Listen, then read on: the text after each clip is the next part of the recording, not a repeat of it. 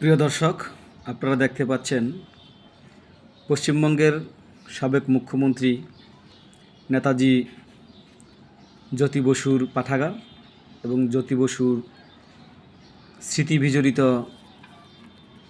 নারায়ণগঞ্জের সোনারগাঁও উপজেলার বারুদি ইউনিয়নের তার পৈতৃক নিবাস, যেখানে নেতাজি জ্যোতি বসু এই শ্রীমতী এন.কে. বসুর বাড়িতে বেড়ে উঠেছেন। এটি তার নানার বাড়ি। এই নানার বাড়িতে তিনি শৈশব কাটিয়েছেন। তিনি ভারতের পশ্চিমবঙ্গে টানা ৩৪ বছর ক্ষমতায় ছিলেন বামফ্রন্ট থেকে।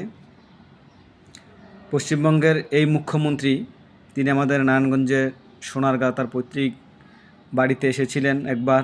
তিনি এসে আনন্দবাজার থেকে বারুদি বাজার পর্যন্ত যে রাস্তাটি তৎকালীন সরকার 1996 সালের আওয়ামী লীগের সরকার আমলে এই রাস্তাটি তিনি তার বদান্যতে তার পৈতৃক বাড়ি বারুদিতে হওয়ার কারণে এই রাস্তাটি নির্মাণ করে।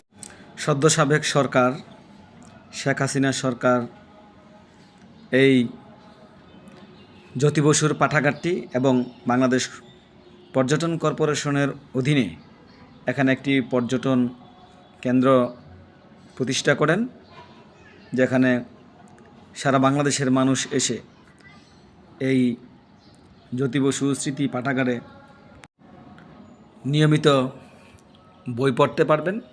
সবাইকে ধন্যবাদ।